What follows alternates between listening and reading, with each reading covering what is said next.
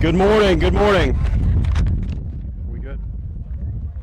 Good morning. Welcome. Thank you so much for taking time out of your day to celebrate with us something that we've been anticipating for quite some time. It's the groundbreaking of Veterans Park. This has been a long process, a thorough process, and we're really excited now to break ground here in just a few minutes. We've got several representatives here from our Parks and Recreation Commission, our City Council. We also have various other elected officials. We just, again, want to say thank you for taking the time out of your day. This has been a very thorough design process that I couldn't be more proud of.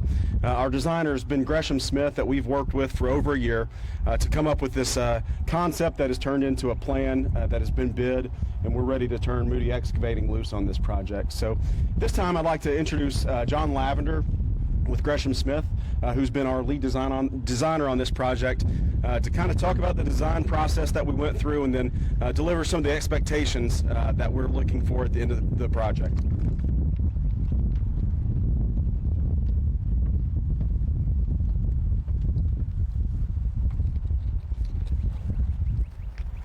Well, good morning, everyone.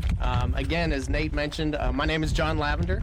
I'm a landscape architect with Gresham Smith here in Middle Tennessee, and I represent one of a large design group that many of them are here with me today.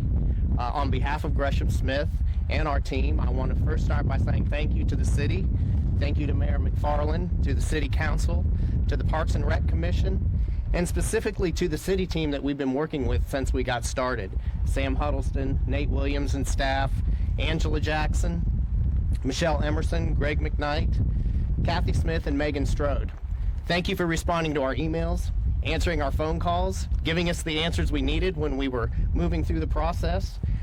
Your dedication to the city is obvious by your assistance in this project, by your engagement, and just really helping us along the way. Our team throughout the process has commented on what a great group of people this has been to work with, and I think will really help make this project a huge success. I became a landscape architect because of projects like this. The impact it has on the community is a great thing to witness when you've been a part of the process. So let's talk about the park. Veterans Park, as we stand here today, will be about 85 acres in size. The centerpiece of the park will be a large event space that was really designed to serve a multitude of purposes and opportunities, everything from special events, festivals, performances, exhibits, whatever you all dream about and want to program, we designed that space so that it could be very multifunctional. The backdrop of that space will be a large multi-purpose pavilion with restrooms, again, designed to serve a multitude of purposes, however it needs to function for the event that you're hosting. There will be two other pavilions in the park similar to that one that will also have restrooms also around the perimeters of the park, so you have access to all of that. On a non-event day, it's just a pavilion with shaded seating and picnic tables, just like you would experience in any other park. Because the park was designed to meet a multitude of user groups, we designed 8 lighted pickleball courts with a central plaza.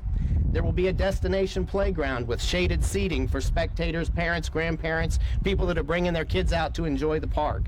We call it a destination playground because it'll be something a little bit different than just a standard playground you'd find in any other park. It'll be the kind of playground that somebody from across town may bring their kid because of the types of activities that are found there. So we're looking forward to seeing how that turns out for you.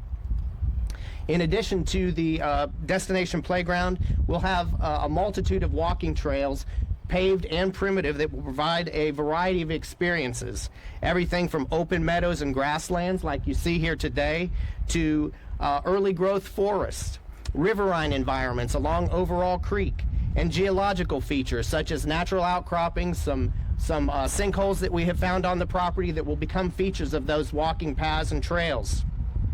And then last but not least is a large open space, about 2.5 acres in size. Again, it's less formal in nature than the event space, but intended for open play, a pickup game of soccer, throwing a frisbee, flying a kite, all the things that you would imagine doing in a large, just open play area. So we look forward to the day that we're back here with you all, watching you dedicate, ribbon cutting, and seeing this park built. We are very excited, and thank you again for the opportunity, and we'll see you again soon.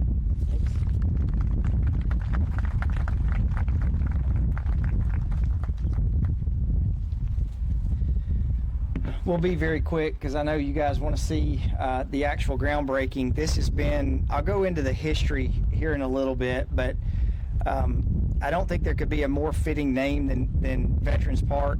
And our entire city council, going all the way back to really the early 2000s, have been tireless supporters of getting this park started. Jamie Averwater, our resident Swiftie, who is also a resident of the west side of town, has been a huge advocate for. I was just saying that because you were dancing earlier, Jamie. Jamie's been an advocate for this park. You have Kurt Wade, who a longtime resident, lived over here on the west side of town, and I remember when Kurt and I were having community meetings at the Blackman at Berkshire, we were talking about this park. Madeline Scales Harris. Madeline, I don't know how many times that you voted on extensive park projects, but you have been a tireless supporter of Parks and Recreation. Bill Shacklet, the same thing. Many don't know that I think Bill's on his 27th year of coaching Little League Baseball. So Bill's probably in our 50, how many, Bill? 50 years. So I was only off by 23 years. So Bill uses our Parks and Recreation system just as much as anyone. Who I have that's one, two. Sean Wright. Where's Sean? Sean has, since he came on to council, Sean has been a continued supporter of, served on the Tenants Commission. If you're involved in city council, you're involved in Parks and Recreation. And then lastly, and I left Austin last, but Austin sent a text today that I thought was appropriate to read. That he said, I could not think of a better day to do a groundbreaking. Today is my 19th birthday of sorts, as I was allowed to live. On 3/29/2006, I was shot in Afghanistan and lost a soldier as well, hence my reference to my birthday. Today is a perfect day to break the ground for Veterans Park. Thank you for seeing this through. So, Austin, we appreciate your service. We appreciate all of our veterans' service here in the city of Murfreesboro. Thank you to our city team, Nate Williams, Angela Jackson, Darren Gore, going all the way back to Rob Lyons, Jim Crumley, Darren Gore have really helped push this through. But I think to give you just a quick history, we've talked about a park on the west side of town ever since that I've been on council. And also I want to say Romel McMurray, who's here with the county commission serving this side, so thank you for being here. But we have continued to try to go through and find available park property. We went through a study, we identified 8 or 10 properties that ultimately we came down to a couple of properties. One was the Burgess Farm out on Highway 96, and it was so large that we couldn't find a way to make that property work. We went through and we acquired the McDonald property, which is across the interstate. It was the only property we could find, but it was surrounded by an interstate and 4 other roads, which is typically not what you want to have park property. We went through an extensive process and community meetings to see what we could do on that property. Fast forward, we went through a recession. We went through having to build schools. And one of the most significant things that has happened in Murfreesboro, Middle Tennessee Electric and Murfreesboro Electric combined. Matt Murphy bought this property through in the early 2000s to be Middle Tennessee Electric's corporate headquarters. And everything happens in perfect timing, in God's timing. We switch property. And so now we're actually going to be able to have a park that's surrounded by communities, Berkshire, the Cloister. So it's truly going to be a community park. And I know it's something that the entire west side, and for that matter, Murfreesboro, is going to be able to continually use. So we want to thank y'all for your support. We want to thank all the people who have worked so hard to make this happen. And I know that we are excited for this to be finished. So I want to ask our city council to come up, and if you'll grab a shovel.